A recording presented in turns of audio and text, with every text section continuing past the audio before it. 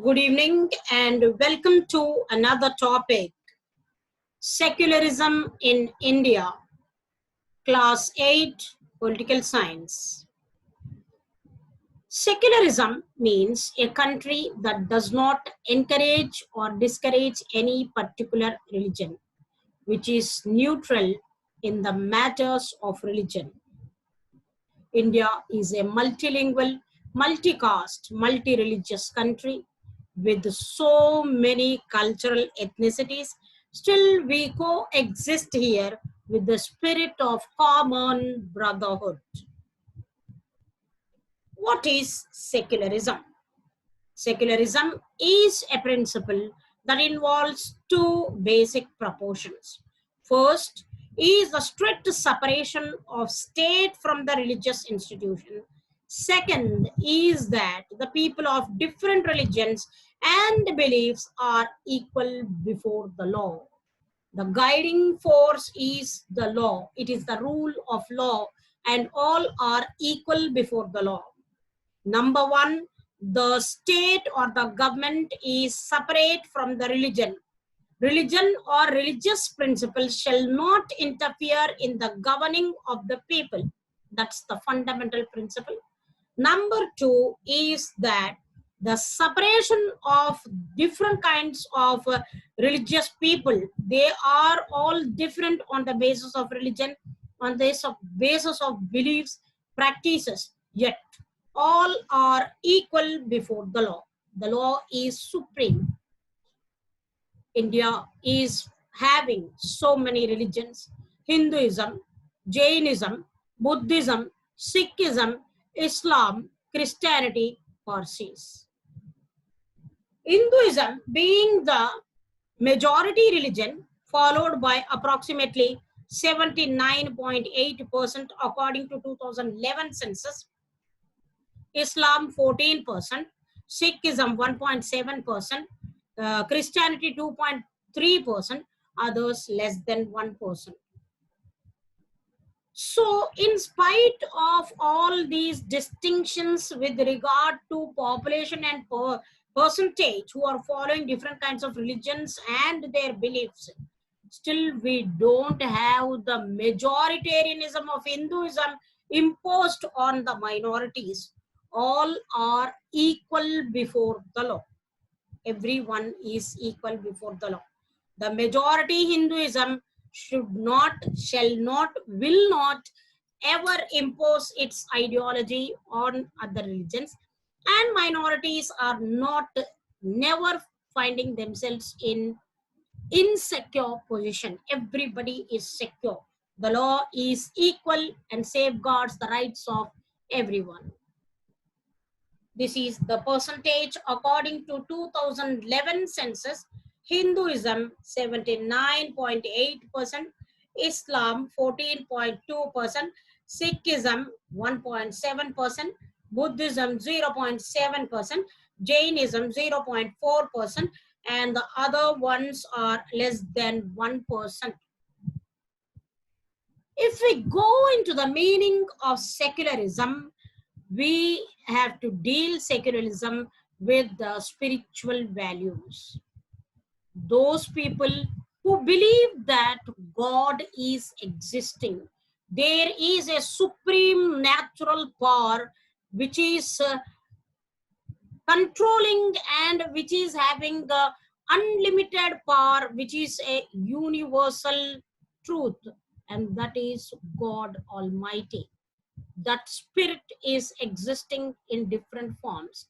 Different people believe that God is existing in different forms. Those who believe that God is existing, they are called as theists, and those who feel that God doesn't exist and everything is practical through science and technology with their reasoning, they are atheists. So religion stands for the spiritual values of life and for the relation of human personality to the divine. The divine is the Lord Almighty, to whom we bow down and we submit ourselves. The Constitution of India provides individual and group freedom of religion according to Articles 25, 26, and 30. Every individual has the right to follow any religion of his choice. One of the fundamental rights is right to religious freedom. The idea of the secular state was elaborated very well by Dr. Bhimrao Ramji Ambedkar. He has explained the essence of a secular state wherein so many distinctive religions are there. No particular religion shall be encouraged or discouraged by the government. All religions stand equal before the law and the law is supreme. This was his statement.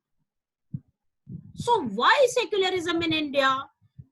We need secularism because it has been argued that secularism is a movement towards modernization and away from traditional religious values. So secularism is giving a concept of modernity to accept the different people belonging to different lifestyles, different ethnicities, different practices, different beliefs, and we all coexist here with a spirit of brotherhood, common understanding, and a spirit of fraternity.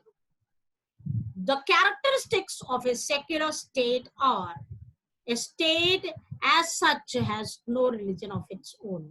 India is not a Hindu state. India is a secular state. Pakistan is Islamic state. India was divided on the basis of Islamic state Pakistan and secular state India in 1947. It does not award preferential treatment to the followers of any faith. It may be any faith, any belief, any worship. Practice of any of the religions, the three P's: profess, practice, and preach any religion of anyone's choice. All citizens are eligible to enter government services irrespective of their faith. They may be follower of any religion or they may not be follower of any religion. Everybody has access to enter into the government services if they fulfill the eligibility criteria. The reasons for imparting a secular education. Definitely, education is one of the fundamental aspects in these days. With food, clothing, and shelter, education also plays a very important and vital role. So, imparting secularism at this stage is one of the most important concepts. So, secular education develops a moral outlook. It helps in development of liberal attitudes and values.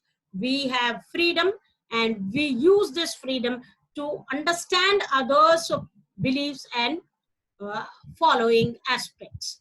Secular education is giving a wider outlook and wider vision to the people. Secular education develops an attitude of appreciation and understanding others' point of view. If other religion is practicing some concept, what is the basic idea behind that? We try to understand and we try to appreciate their aspects. Secular education develops a democratic value amongst the people. It gives a scientific temper of mind. We see the cause and reason effect. It develops a humanistic outlook. We have compassion for the fellow beings.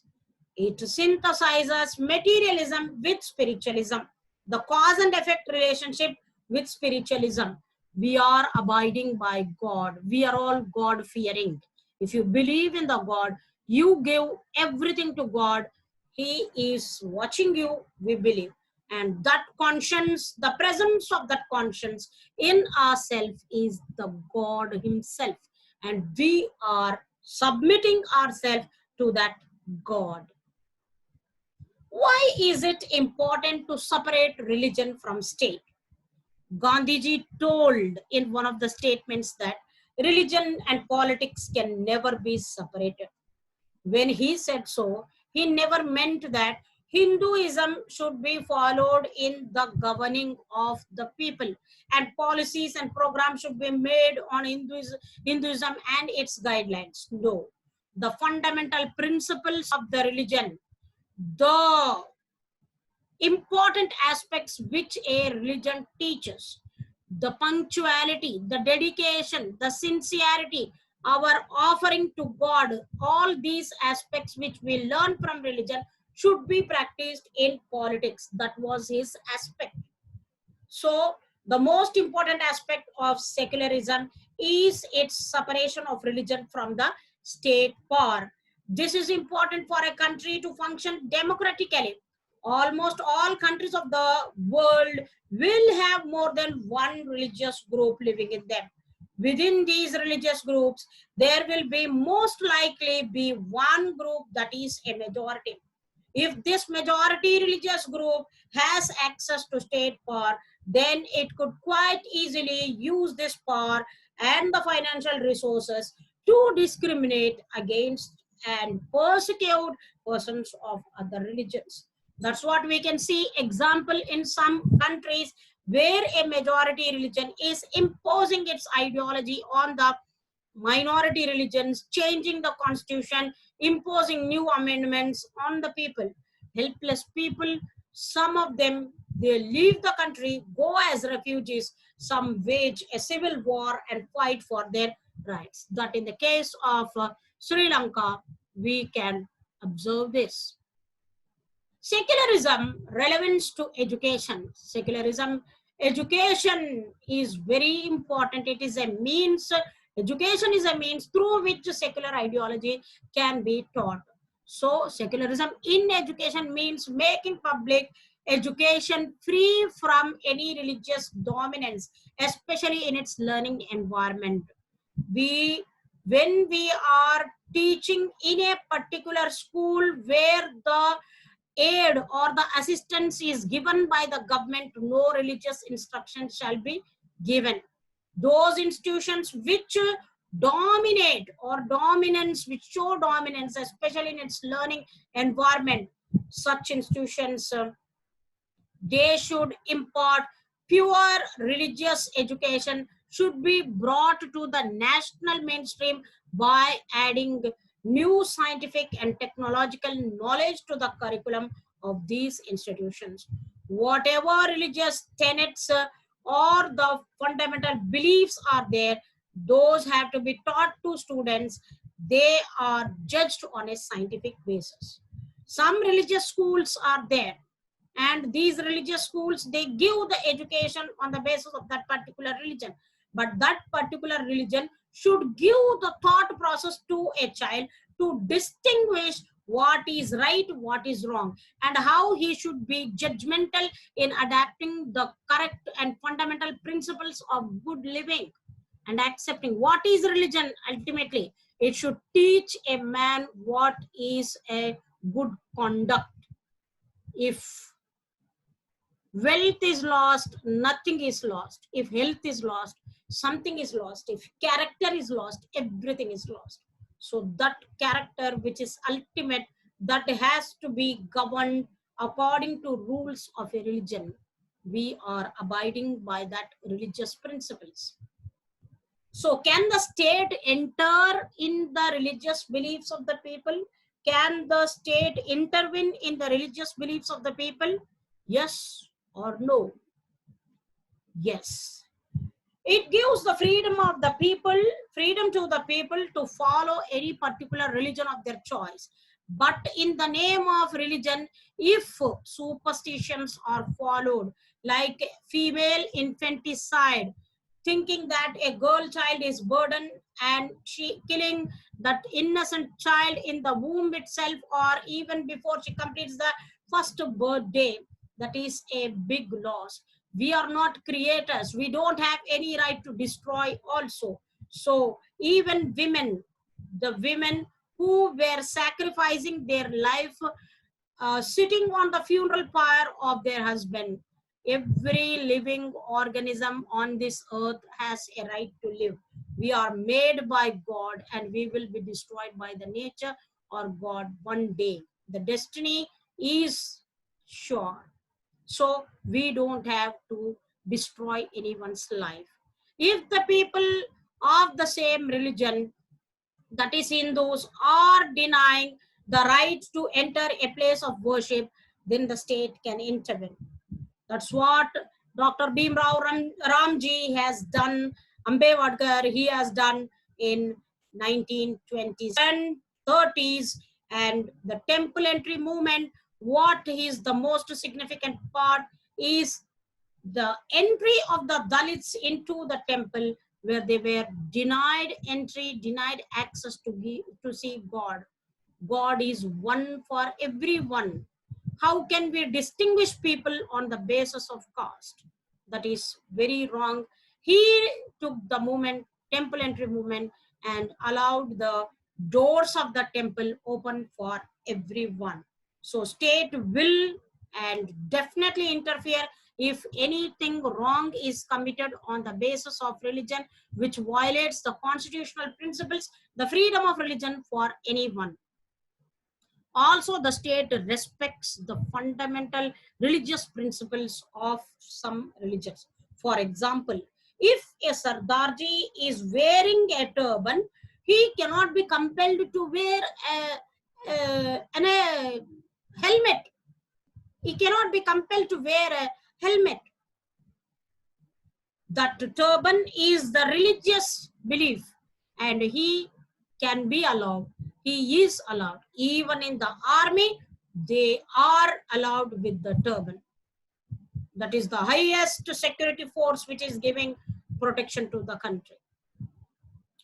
So these are the principles of the secularism. I hope the concept of secularism is clear.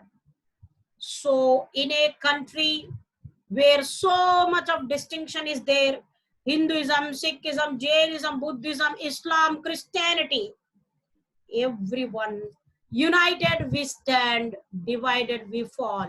We salute the same national flag and sing the same national anthem, and no one religion is directing the state. We had the minority candidate in the president post, Dr. Abdul Kalam, Awal Fakir Jainulabdin Abdul Kalam. We had a woman sitting on the highest post of the president, Pratibha Bharti. We had a Sikh sitting on the highest position, Jani Jail Singh. In this way, our country, the democracy which the nations of the world look at India with a principle of respect and submission, our principles are so guiding for others. So let us be proud to be a secular country, understand one another's feelings, and help one another with a sense of compassion and empathy. Thank you.